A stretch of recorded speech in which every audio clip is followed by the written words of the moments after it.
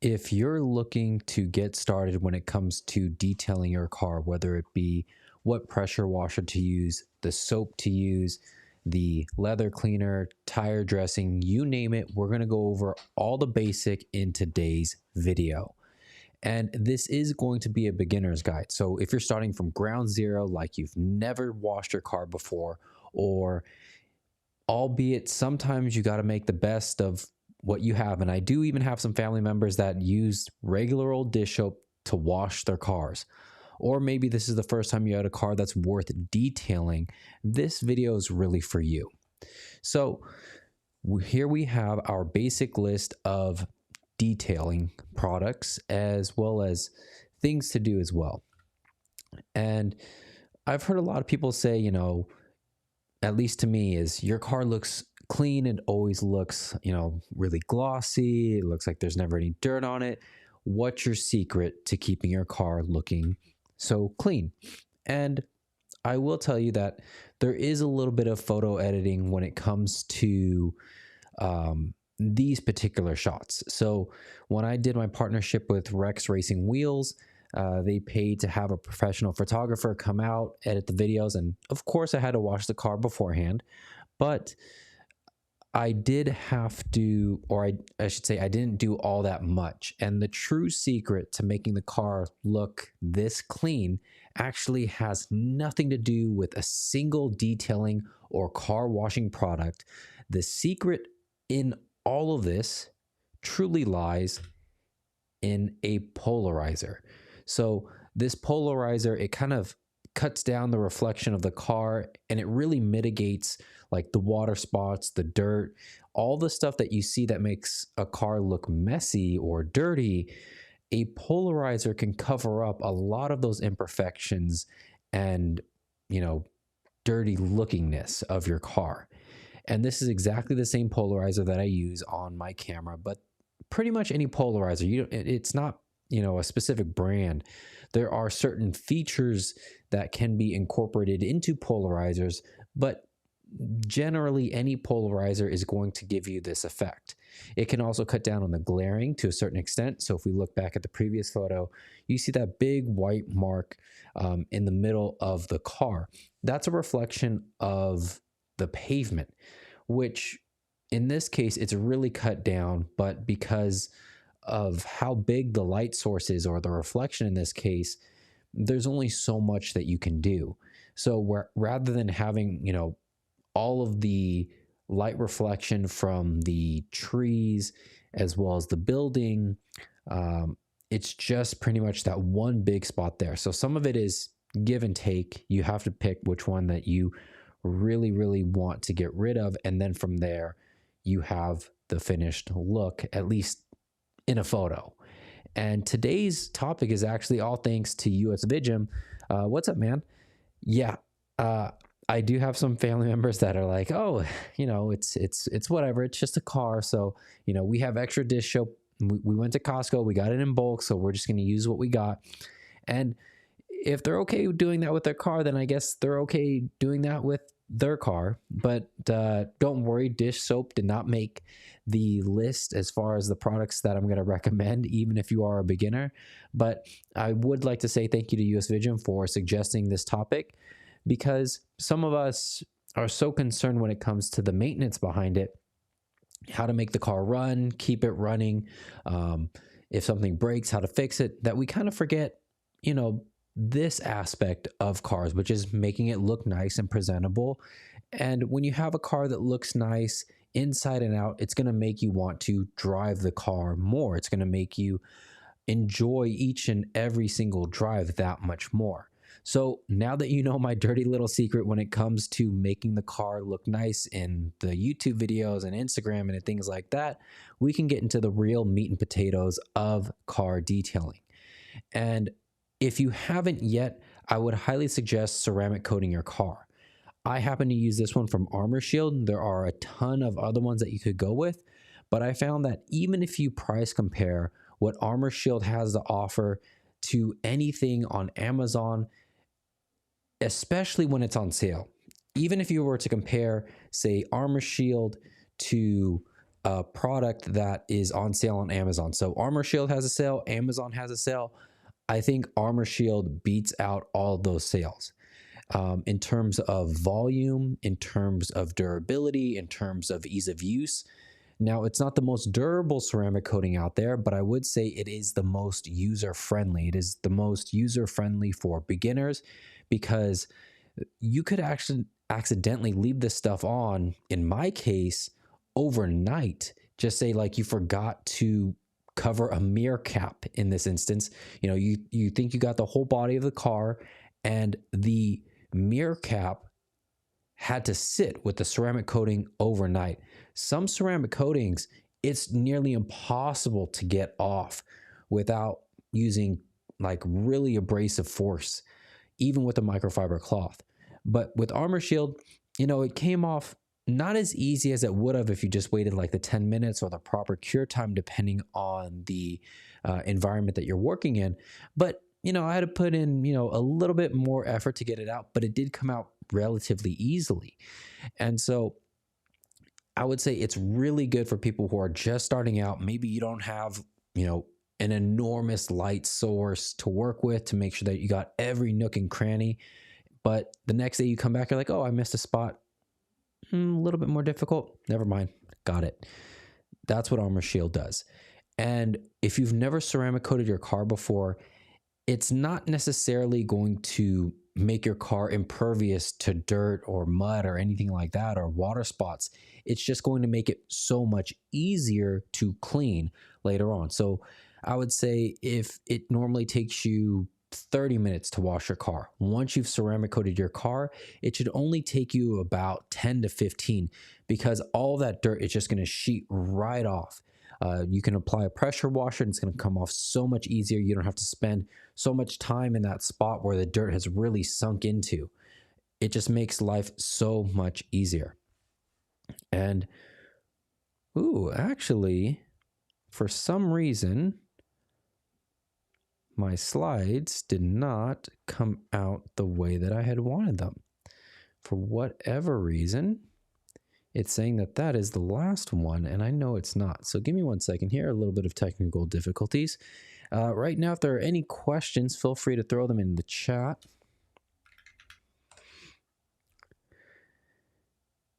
And sorry about the, you know, haven't been doing a live in a couple of videos lately, just because I'm still moving and my family's also moving as well. So I have some family that is moving like maybe an hour or two away.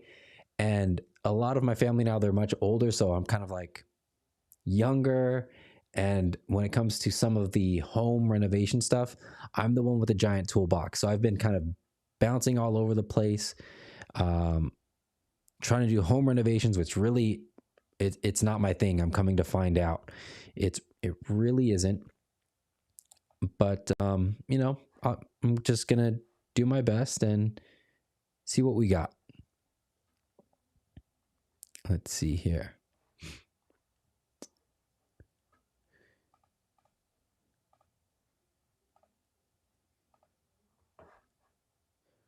Right now we got a question from Mark. Hey, what's going on? Not much, Mark. Just trying to sort through these technical difficulties. USA Gym, how much was that Armor Shield?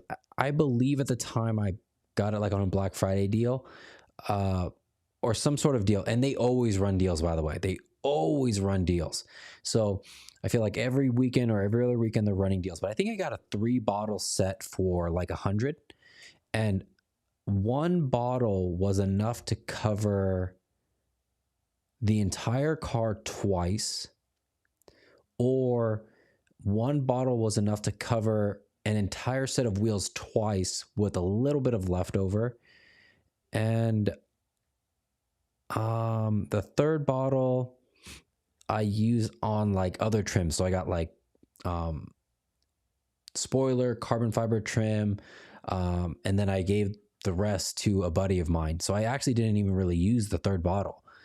I can actually pull up my, let me see. Let me go on their website here. Let me see. Okay.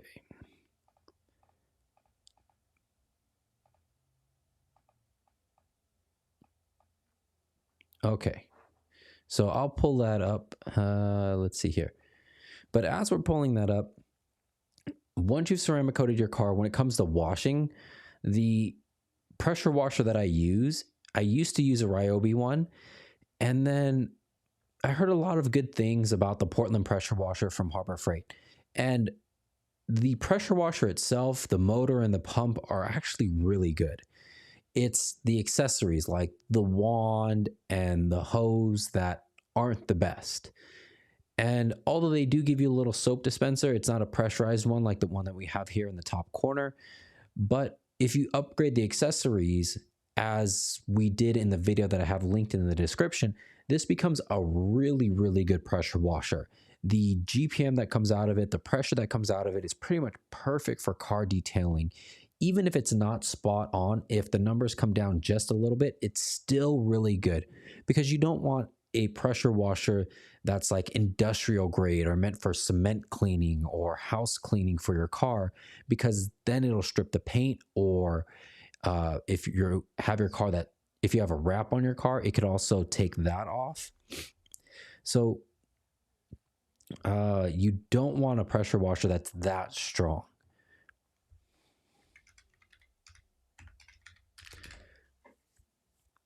And I've been kind of testing out products right now. I'm testing out the Adams line of their graphene products. Their graphene soap, it's okay. I would say it's not a substitute for ceramic coating your car. Their graphene coating is, but not the shampoo in of itself. Maybe it's good as like a touch up or like a refresher to the ceramic coating or the graphene coating. It can kind of help, like refresh it, if you will, because sometimes the pores in the ceramic coating get clogged up so it doesn't bead as well. And then once you wash it, do the clay barring ceramic coated cars is fine. But some companies include a refresher, and maybe the graphene in this shampoo does it, but I haven't seen great results on its own. So I've kind of deferred back to Adams Mega Soap, which a lot of people rave as it's one of the best foaming soaps there is. It's just really expensive, but if you can pick it up on a Black Friday deal, an Amazon Prime Day deal, a closeout, from any store that's around, if you can pick up like a jug like this for $50, that's a pretty good deal considering what it normally goes for, around 70 or 80 after tax. And then the brake buster that I have here, this one's really good because it can go on wheels and tires. It's not so strong that it will strip the clear coat or the paint on your wheels, but it's strong enough to get the brake dust off. I've never had any issues with this. You just spray on a little bit before you either soap or pressure wash your car, whichever one that you do first. Some people like to soap their car first. That's my preference. And then you pressure wash. The reason why you would want to apply the soap first is because it gives you some lubrication. It allows the soap to lift off the dirt from the car itself. Because if you just start applying pressure with water, it could cause that dirt to roll onto the paint, essentially scratching your car. But if you apply a layer of soap first with gentle pressure or virtually no pressure at all, it can interact with the dirt, lift it up off of the car, inside of the bubbles. And then once you pressure wash, it leaves less of a chance for you to scratch your car with the dirt that's existing. So let's see here.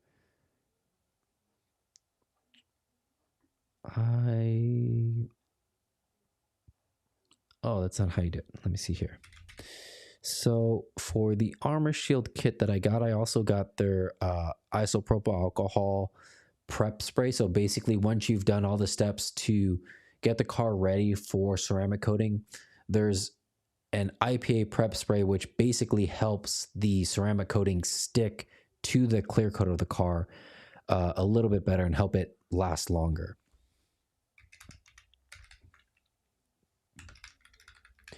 Let me just make sure I don't have any payment info on here. And then Oh, I have my address on here. Let's see if I can get it. Okay, here we go. So I think I can show this. Well, I think I moved anyway, so I'm not there if you guys try to look for me there. But anyways, so, oh, it's a 2-bottle kit that I got, not a 3. No, did I? Maybe I bought a second one because I know I used 2, one for the wheels, one for the car, and then my buddy had one. I must have bought the other one on its own then. How come it's not in this order? I thought I put it. Oh well. Anyways, okay, so I have a 2-bottle kit here for $100, and then the IPA prep spray, 2 of the bottles, so essentially $10 each. They were running a BOGO at the time, or whatever deal this was. But if we go on their website, let's see here. They always run deals. Products. And actually, they have a new one now. So they have like Armor Shield 9 Max and Armor Shield GOAT, apparently. 5-year pro grade.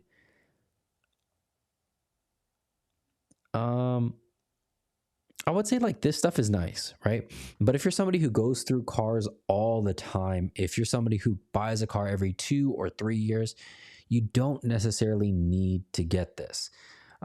Pro grade, although it sounds good, it's a marketing tactic, and GOAT, greatest of all time. All that stuff is good and all. But if you're only going to keep your car for 2 years, and if you're applying it yourself, this is the exact one that I have. I got this is it. This is the DIY kit. 2+ years, super easy to apply. If you want a little bit more protection and you're a little bit more diligent than I am, then I would say you could elect to go for the middle one if you really want. But I'm very happy with the entry-level product that they have. You have a lot of product to work with. It's super easy to apply, and it's really cheap compared to what you would get on, let's see. Let's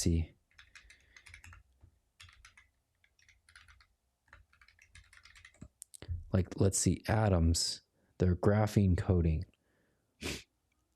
Okay, so their graphene coating is $129 or $117. That's for 1 bottle. That's for a single bottle with Armor Shield, $89 for their middle tier product, or $50 for a single bottle. You could go, let's see, category protection. They do have bundles. So $50. Let's see here.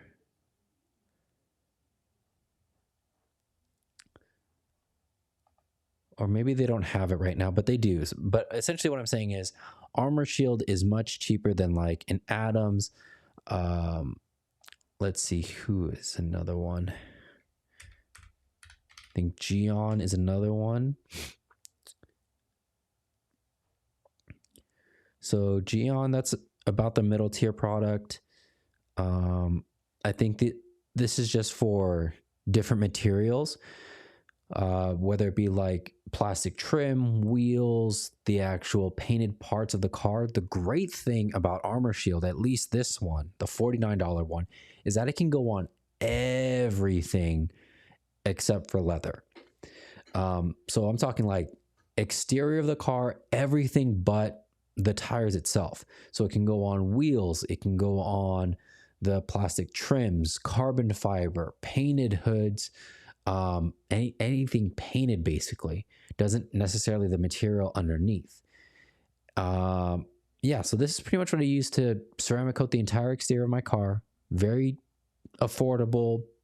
That was maybe about a year ago. My car's typically parked outside. When I come into work, I can park, underneath an overhang, but essentially it's still outside. So it's subject to all the elements, and it's held up well. Okay, so Geon's Q2 rim, $49. I haven't tried this one, but I've heard good things. So with the Armor Shield, it comes with one bottle. It comes with like a few micro suedes, the block, all of that stuff. And most of these other companies, they do include it, but some of them don't. So just be aware that when you're shopping for ceramic coating, make sure you get one or two of the blocks included, as well as enough micro suedes to get you by. Just watch essentially a lot of reviews on YouTube to figure out, how many micro suedes you should be using in, how big of a surface area it should cover. That way, you know for sure that you have enough to cover your car. It's the prep work that takes the most amount of time, and then it's the cure time. So that's the other downfall of Armor Shield, is that the cure time is like 24 to 48 hours or 24 to 72 hours. It's not like you can't drive the car. They just say, to optimize the longevity of the ceramic coating, you will want to just let your car sit for like a day or 3 days, depending on the environment that you're working in. And then as far as detailing the car, very simple. For me, it's just vacuuming, using the Adams graphene detail sprayer. And, trust me, I'm not sponsored by Adams or anything. The thing that I like about them is that you can buy their stuff in bulk. And personally, I like their spray bottles. Not just the actual nozzle on it, but my little mobile work cart, the Harbor Freight 4-drawer tool cart that everybody uses. This thing can lay down in one of the slimmer drawers without any issue.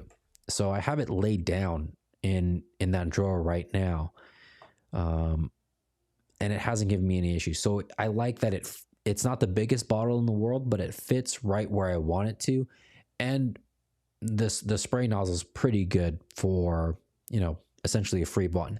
It's way better than the 303 bottle. So typically I will buy the nozzled bottle if I can from Adams, just because I like the sprayer. Other companies, if I can just buy it in bulk and put it into an Adams spray bottle, that's what I would typically do. But for 303, they used to split their leather cleaner, one as a cleaner and the second as a conditioner, but now it's all in one spray bottle essentially. I haven't used this on my car, but I've used it for other people, and it's pretty good. When it comes to cleaning and conditioning leather, it's okay to have an all-in-one product like this if you don't need to recolor, say, your seats. Say, like, for instance, the M4 seats that I had, it had a little bit of fade on them.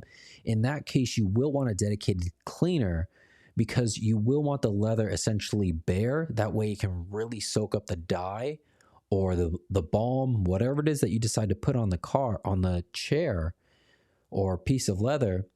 And then once the cure time has passed, then you can recondition it. You don't want an all-in-one when it comes to recoloring leather. But if you're just like cleaning, conditioning so that you can just reuse the seat again, something like this is perfectly fine. And then, basic vacuum, like this is it. This is it when it, in terms of detailing your car. Vacuum, use some detail spray, dress up the tires, and then if you have leather seats, apply a leather cleaner and conditioner. That's essentially it. The detailer can do everything from like plastic, vinyl, carbon fiber. I'm talking about the interior here. It can cover pretty much everything in the interior, with the exception to like glass and mirrors. You can use Windex, Rain-X, whatever your preference is, and then use a leather cleaner for your seats, tire dressing. And I did quite a bit of research on this one. This is one that I probably won't move from, is the Adams tire dressing. I've tried a bunch from like Meguiar's, Turtle, basically all the stuff that you can get at AutoZone. And I found that either they're too glossy, or they will they'll run off as the car is running, or they need a really long cure time in order to prevent that. Or Worst case scenario, all three. I wanted something like a more of a like a shine, but more of a matte shine, something that doesn't take a million years to cure so that you can just drive and it doesn't sling all over the place. And the Adams tire dressing fulfills all of that. I would say if you want something more of a higher shine, you could go Meguiar's if you're willing to let your car sit for a little bit. That's what I used for a very long time. But you know, YouTube is always going to be your friend, and do a lot of research when it comes to your tire dressing, because the worst thing is you clean your car, you do the detail, you put the tire dressing on, you drive away, and then all of a sudden you have, you know, all this tire dressing all over your wheel arch, and you're like, I just cleaned this car, right? So with that, that's it. Those are the basics when it comes to detailing your car. Don't use dish soap. You know, a cheap pressure washer might be the best thing. And I think Harbor Freight has them on sale right now. Even pick up some good accessories for your pressure washer as you progress through your car detailing wants and needs, and then address the interior and exterior as needed with whatever product you find suitable, in accordance with your taste. Don't overthink it. If you're not doing it professionally, if you're doing it for yourself, just a little bit at a time. No need to get the pro grade stuff. Sometimes the entry level stuff like the ceramic coating is going to do the trick. And with that, we will open it up for Q&A. Greg, how's it going? Hope you're doing well. Hyde, how's it going? I actually just watched one of your videos for the throttle body install. I recently did the oil pressure sensor on the N26, so my dad's F30, and I'm having an issue now with the car. It starts up, but then it kind of, it shuts itself off after a while. I would say maybe after a minute, but 30 seconds into it, you can really start to tell that the car is struggling. So I'm not sure if I have to reprogram the throttle body or have to make the car relearn that it has a new sensor. But prior to the sensor install, everything was running fine. It's just that the sensor was leaking. That's why I replaced it. And so, short night for us today then, I suppose. Yeah, actually, I was thinking of getting, when it comes to this ceramic coating, I was actually thinking of getting the Adams, but a lot of people said that this one in particular, I remember it's the gold looking one or the orange looking one. They have another one that's silver. I think that one's easier to apply, but it's not as durable. So that's the trade-off. But I was thinking of getting this one, and a lot of people said, it's not that easy to work with. If it's your first time doing ceramic coating, this isn't the one that you should do it with, because it can, be hard to remove if you let it sit past the cure time. And I'm talking like minutes after the cure time, not, for me, overnight. So that's why I decided to go with something that is relatively cheap, is something that is user-friendly, especially for a beginner. And that's why I went with the Armor Shield. Now I am actually interested to try the Geon. They have like a ceramic coating for leather, but I do want to retouch my seats one more time at least before I try that. But that is quite interesting to have ceramic coating for leather. Let's see here. USHM. I have so much chemical guys crap. Well, I mean, I used some of their stuff before too. Actually, what do I use? I used their degreaser because it was so cheap. It was like $3 a bottle, so I picked up some of their degreaser. Some of their stuff is okay. The one thing that I think a lot of people like is their wheel cleaner, but I've heard a lot of people say you have to dilute it because it is really, really strong. I would say don't, if you have it, use it. Don't beat yourself up over it, but they've made their name for themselves for one reason or another. they do spend a lot of money on marketing. They are in kind of all the big box stores, so they are easily available.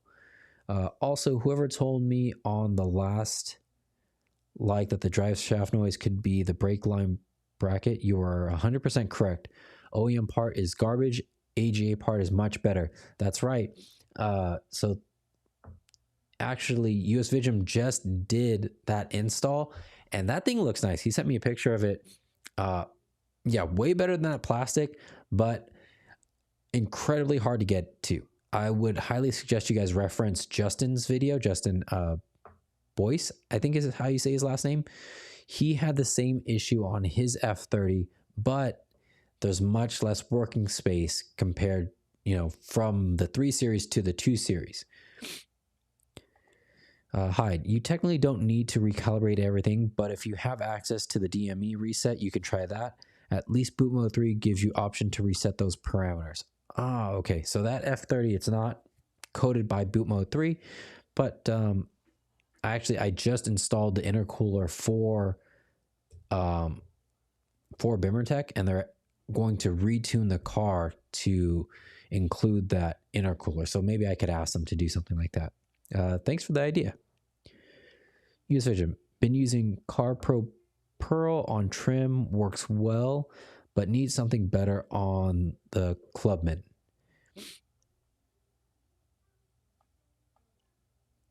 That brake bracket broke on M240. Oh, that's right.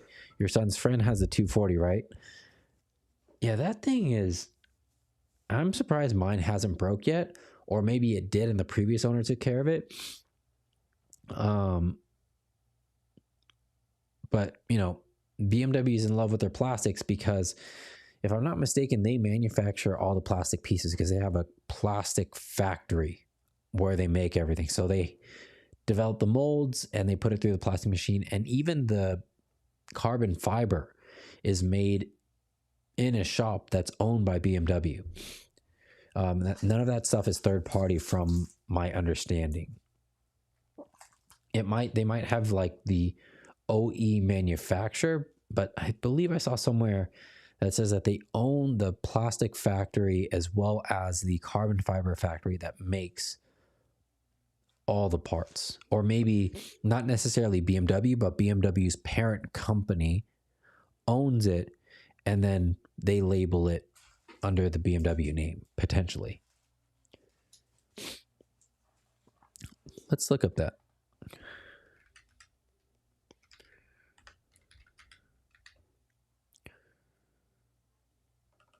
Is that how you spell it?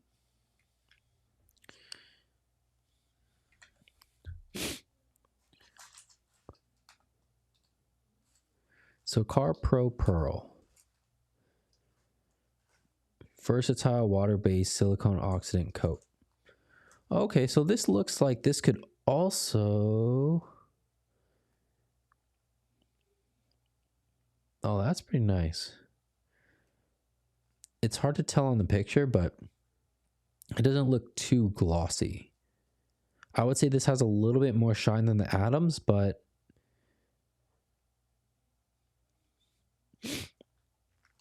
oh, you can apply it to other places or just tire?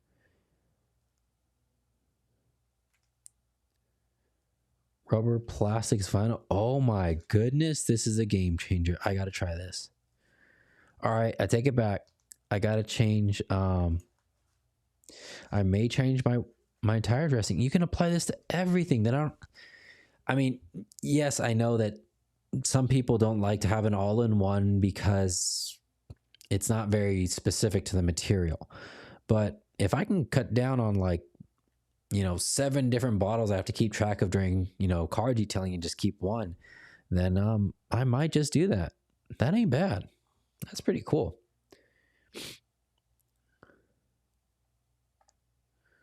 From AutoZone, the easiest way to reset your throttle position sensor is to unhook the negative cable from your battery for up to 5 minutes, or to remove the fuse for your engine control module. I mean, I guess technically it's not wrong. It could do that. But I was wondering if there was something like in a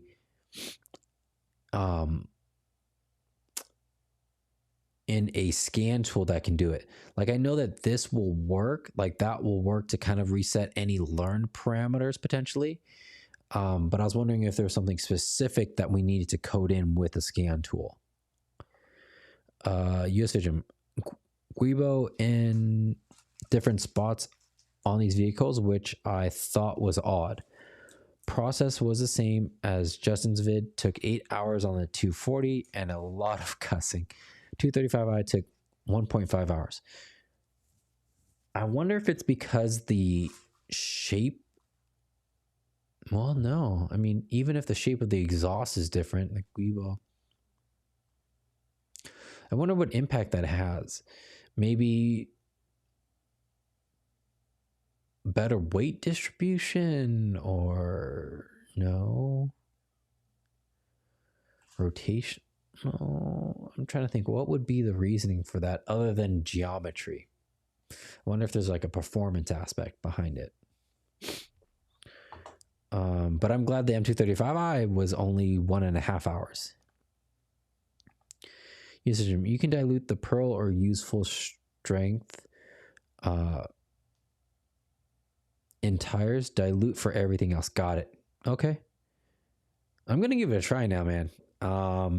Yeah, as soon as I get through this bottle of... Well, actually, no, because you can use it for everything. So either once I'm done with my 303 or the tire dressing, whichever one goes first, I'm going to pick this up.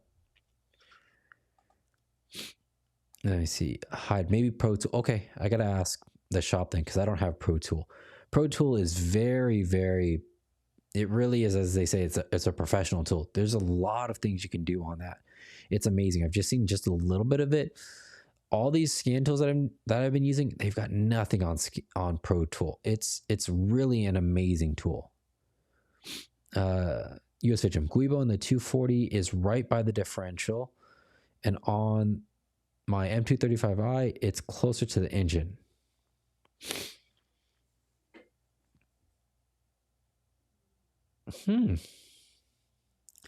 I wonder why. There's got to be a reason for it. Both are rear-wheel drive?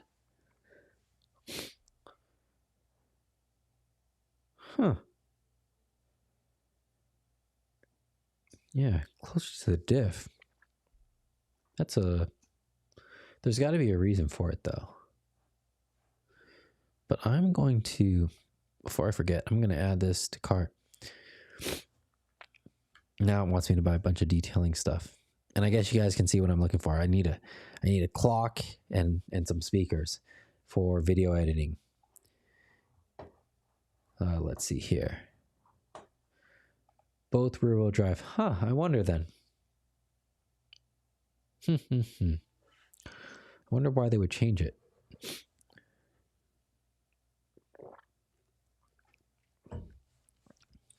Interesting. Very interesting.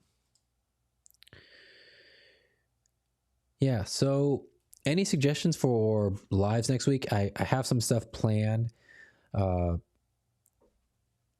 One thing I will say, I was very surprised. At first, I thought Bimmertech was going to do a very cut and paste version of the intercooler. You know, from all the brands that we've seen, basic bar and plate method.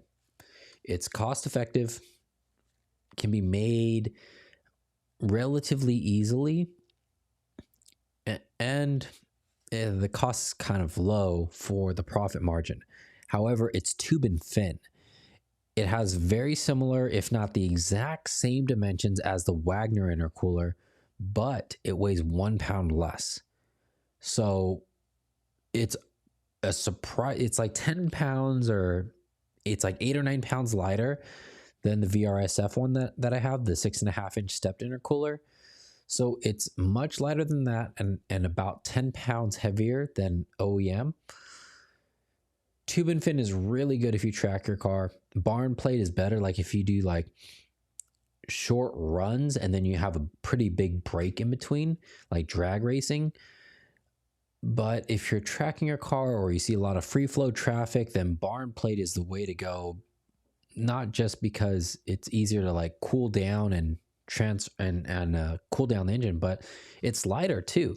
So if you have a lowered car and you have a problem with clearance, that 7, 8, 9 pounds makes a huge difference when it comes to clearing speed bumps, and was the primary reason why I changed out my VRSF one for the Wagner one.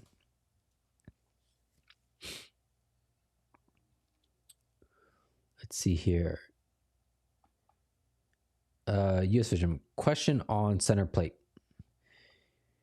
If you remove, do you need to replace the torque screws? I believe they're aluminum. Same with rear shock mount. Torques on center plate. I mean, technically, if you read the service manual, yes, right? Like for me, the rear shock mounts, I would say you have to evaluate the torque, like what the actual torque spec is. So OEM, it's like 28 Newton meters plus some degree of rotation, and there you go. But that's a grade 8 bolt. I would say that as long as you don't do the rotation again to re-stretch the bolt, if you put it at 28 Newton meters again and again and again, it's going to be fine and reusable for a very long time because it's only 28 Newton meters. That's basically hand tight almost on a grade 8 bolt. And basically I did a little bit of research on it. So I would still consider myself a novice, but if anybody knows, please chime in. But from my understanding is the diameter of the threaded bolt, the threaded portion, it's actually suitable for a much bigger head, like a 6-point head, than the equivalent Torx head that we're getting. You know what I'm saying? So if I'm not mistaken, an E10 translates roughly to an 8 millimeter on a 6-point. However, you would never put an 8 millimeter 6-point head on that amount of thread because those threads are suitable for a bigger head. And so the reason why BMW used E-Torx or Torx is because you can get away with having a smaller head on the bigger threads, thereby allowing you to apply the appropriate force on those threads. Super nerdy, but essentially what I'm saying is 28 Newton meters is nothing for a grade 8 bolt of that size.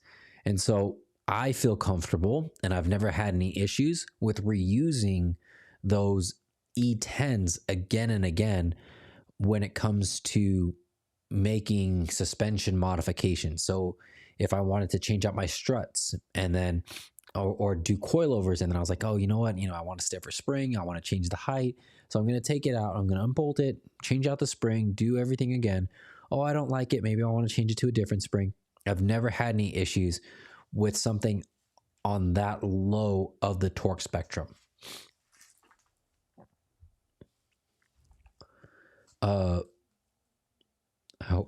Volt PCs.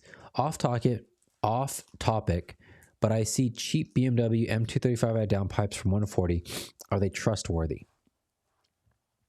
If it's a catless downpipe, almost all of them are trustworthy because essentially it's an empty pipe. It's just a metal pipe.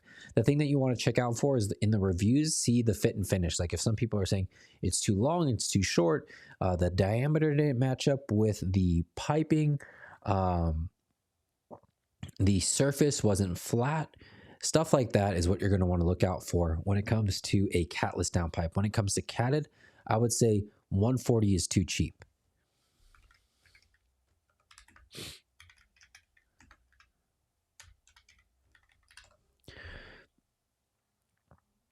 So you're talking undercutting the VRSF downpipe.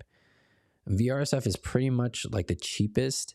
140 like used, I can see, but brand new, tough. There's got to be some corners that were cut somewhere, maybe the metal, but again, it's just a solid pipe. If the reviews are good, and you feel comfortable making the purchase, I would say it's fine. But you could always go on like Facebook Marketplace, Craigslist, eBay, find a used downpipe.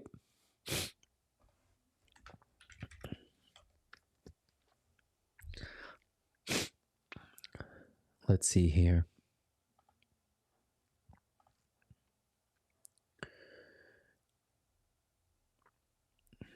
$450, but that's yeah. And when it comes to catted downpipes, I would go with the name brand just because the metals in the catalytic converter are probably in higher quantity with a name brand versus one that's more of a budget friendly brand.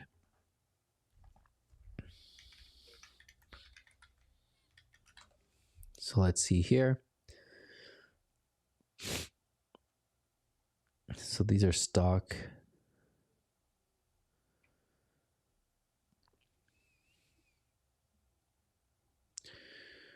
Oh, so we can't even find it.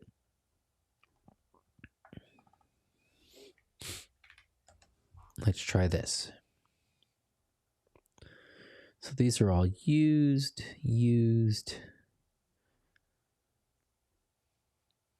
140 seems too cheap. Half the price of VRSF, unless they're running some sort of like sale, that does sound pretty cheap. So I would say really dig into the reviews, and if there aren't any reviews, pass.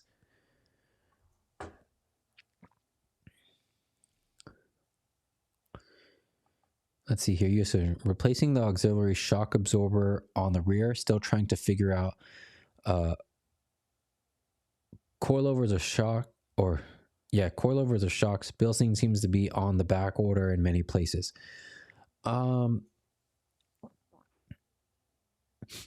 If you're really serious, you can call my buddies at SV Bimmer.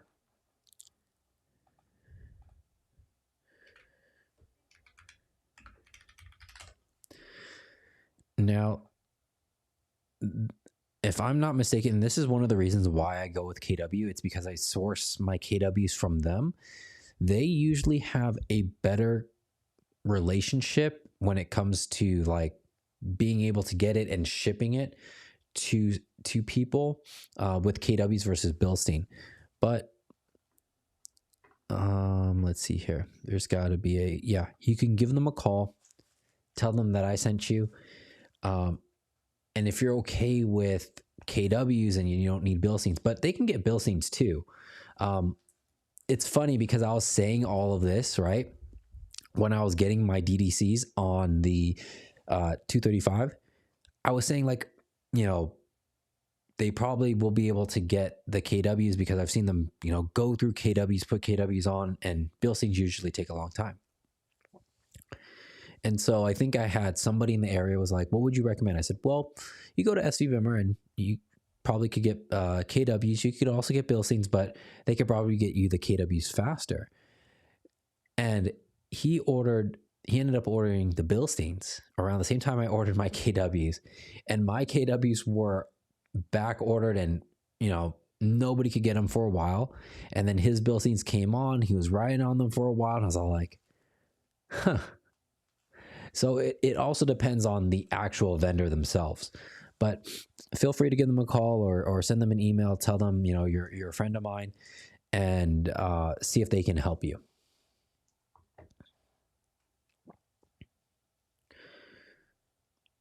Let's see here. Yeah, they do shipping too. So even if you're not here in the Bay Area, they do drop shipping too, if I'm not mistaken.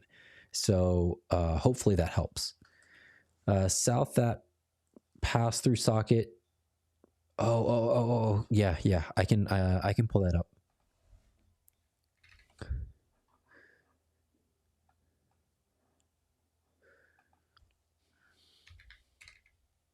Oop.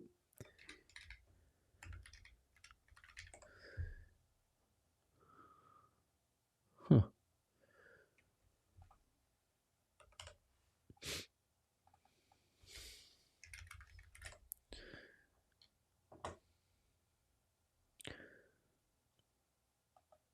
It was a while ago, but there it is.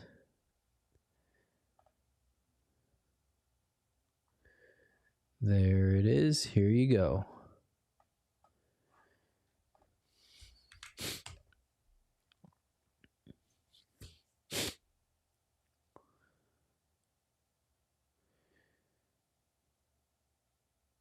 Let's see here. Usage, same topic at Volt PC. Any recommended for CAD downpipes?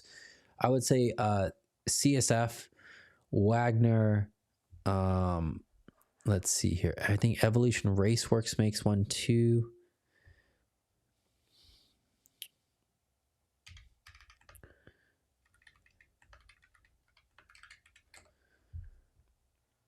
Oh, CTS. If I didn't say that, maybe I got the things. So like MAD is kind of on par with VRSF. I would pass on the MAD. I would get, I believe it's CTS. Yeah, I would feel comfortable with CTS. Evolution Raceworks.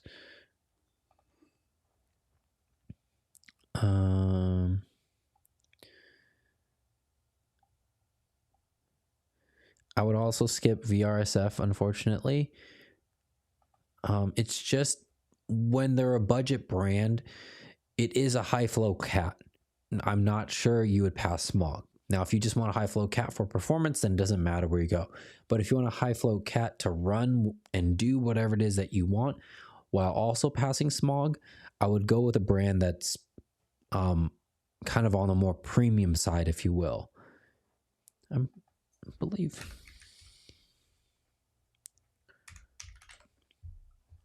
Yeah, so Wagner makes one too. Yeah, so anywhere from 900, it looks like. I'm pretty sure it's CTS. I'm surprised this number is low, but the N55 is much older now. Evolution is still 800 something. It's not CTS then.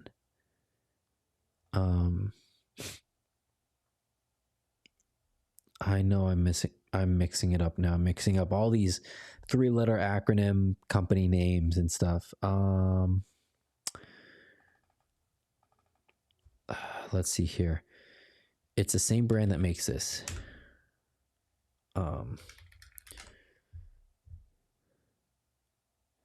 no, it's called a heat exchanger. What's the company that makes it? Is it CSF? Maybe.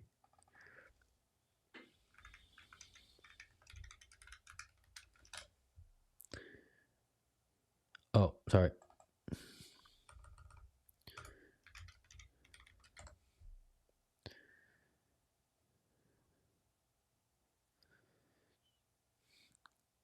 Okay, sorry, I was thinking of CSF, not CTS. Sorry about that.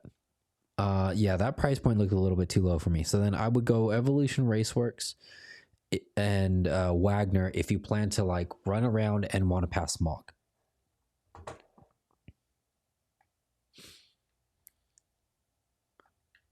Got the number, thanks. Which KW is more like OEM? They all ride pretty low, even on the highest setting. Let's see here.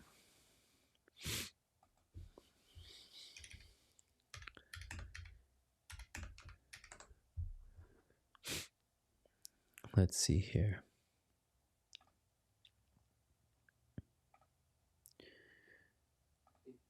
Okay, so I'm not going to copyright myself, hopefully. That'd be a little embarrassing. Let's see here.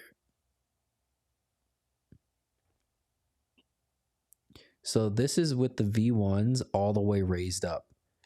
So there's still gap there. Stock wheels. And this is an X-Drive car. So a decent amount of gap. It definitely is lowered. But these are on V1s. I would say that's probably like as close as you're going to get to OEM, because the only thing that you can adjust on them is height. There's no rebound that you can adjust, or anything really, just the height for V1s. You could go ST, like if you plan to get rid of the car in like a year or two, you go ST because no, I think ST gives you a 5-year warranty. So if you plan to keep your car for about 5 years, the STs are going to be perfect. In California weather, you don't have to really worry about rust. KWs, for people that plan to move in an area where rust is an issue and they want to keep their car for more than 5 years, that lifetime warranty is going to be really clutch, as well as the stainless steel body. They use galvanized steel, if I'm not mistaken, on the STs, which is the sister company to KW. It's kind of like the brand just down of KW. But as far as the technology within the damper itself, as well as the spring rates, all that stuff, it's going to perform just the same as a KW. What's next for my M235i? Well, I do have to put those intake scoops on there from Velocitech to replace my AFE one. I'm probably going to go with the black one for sponsorship purposes. I am going to put on the blue ones just for the video, as well as a few Instagram pictures and reels and things like that. But as soon as it's done, and once I'm driving on them, it'll probably be the black trim. From there, it's basically brakes and the cooling system. As soon as this whole thing with moving is done, as soon as the whole situation that I have as far as the parts and everything that I have for the F30 is done, I can address the 235i. I've probably been driving my dad's truck more lately with all the moving and everything, and other people have been driving me around, like pick me up to drive me to their house, or pick me up to take me somewhere to fix a thing or to do something or move something lately. So I actually haven't driven my car around. So the brakes I thought would probably need to be done by now, just because I haven't been driving, haven't been an issue. But yeah. Oh, you're going to keep... All right, so we're going to be in the same club, M235i until the wheels fall off. Orwell option M2 convinces me otherwise. You could still keep the other one. That's what I plan to do.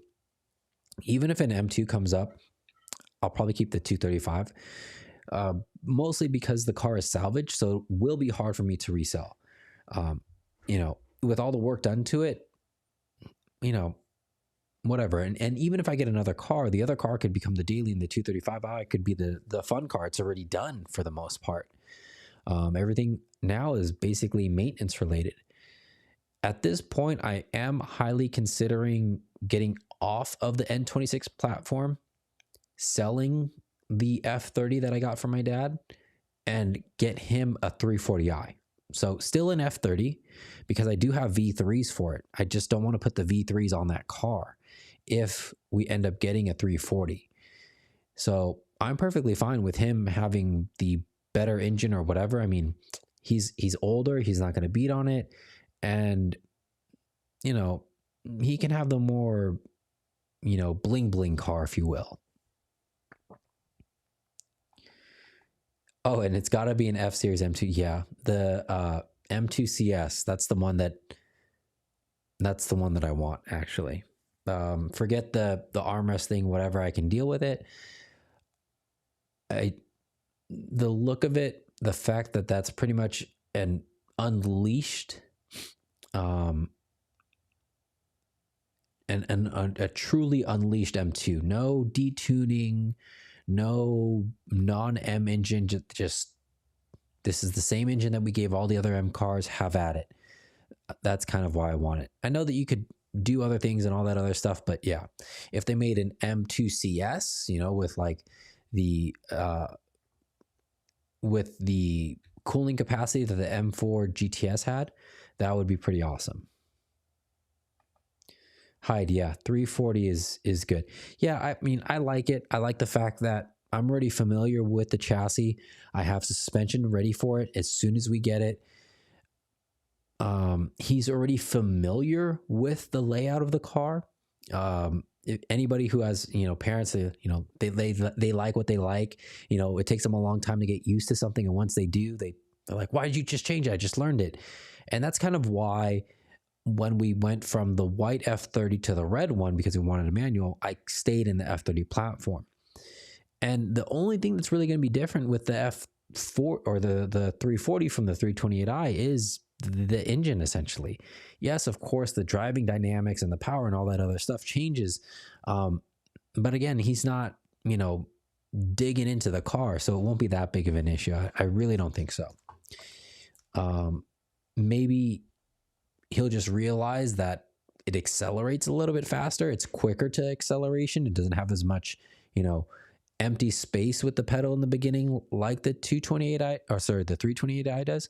But other than that, I think he'll be perfectly fine. My dad's truck is a stick, so he's very adept to driving manuals. He's been driving much longer than I have, albeit he doesn't drive as much anymore. But he's taken care of me for, a good majority of my life.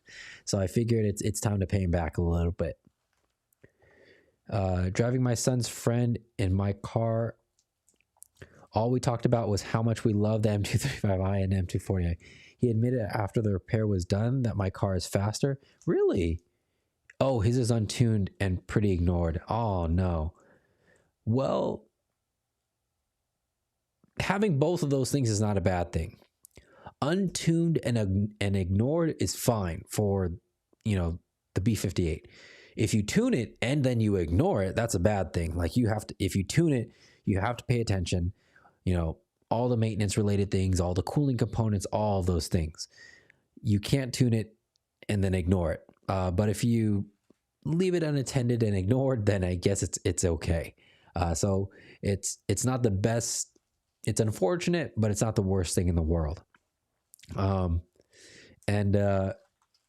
guess you and we just need somebody in the middle and northern part of California. So I kind of got the Bay Area covered.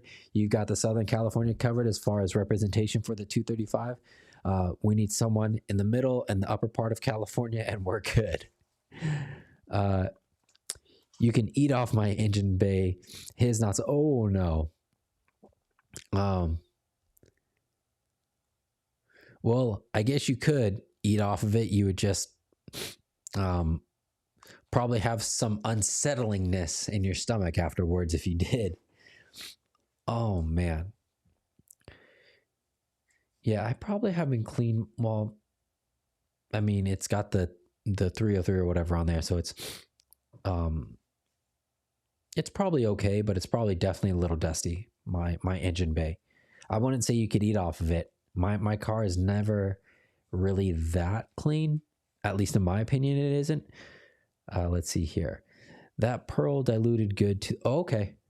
Yeah, now I'm definitely going to. I think I'm almost at the end of my 303, the multi-surface thing that I have. So as soon as that 303 is done, I'm definitely going to give that a shot. I'm like, if that can cover my wheels and interior stuff, that's one less bottle for me to worry about. So I'm looking really forward to that.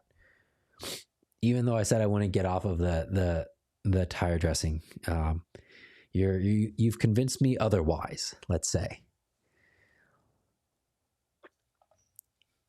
Yeah, so this is, let's see here. But as far as the KWs, yeah, see, there's only height adjustment on these. For the 228i, I found that the spring rate is perfectly fine because it's much lighter up front. With the 235i on the DDCs, I felt it was still a little bouncy. It was fine. But then once you put in like Swift springs, it's a whole different ball game. Yeah, so this is what it is at max height. I tend to be, this probably isn't max height, so I take it back. So just to make sure that I'm always in the safe zone, because I'm not sure like what measuring instrument they're using, how precise it is and all that stuff. So what I usually do is I take it to the max height And then in reality, I bring it down like 1 or 2 spins just to make sure that no matter what, I'm within the threshold of, the recommended usage of the spring and the strut. So I never want to be at max just because, there's a potential that my measurements are off or my measuring devices are off. If I take it to the max, put it down a couple of spins, I'm always safe. So that's all that I got for you guys today. If you guys have any other suggestions, any other questions, feel free to reach out to me at VroomTuber on Instagram. I'm also on TikTok too, but I've kind of fallen off since I started moving. I'm sorry that US Vision is kind of getting the brunt of that lately. Sometimes I don't respond to them in like a couple days. I don't realize like how much time has passed during this whole move thing. I had a friend reach out to me. He's like, how long have you been moving for? And I was like, oh, since like November. Not me, but helping other people move. And they're like, that's like 3 months. And I'm like, no, it's only been a month. No, it is 3 months. So time is just flying for me right now. So I apologize if I get to anybody late. My goal is to catch up as soon as this whole thing is over, but not fall too far behind in the meantime. And I hope all of you during this, wet season, if you're here in California, stay dry as well. Thanks, US Vision. I will do my best. I am very cold and wet avoidant, if you will. I tend to like not want to go out at all anytime it's wet or cold. I hope you're able to do the same as well. And I hope all of you enjoy the rest of your week. And I look forward to seeing all of you next Tuesday.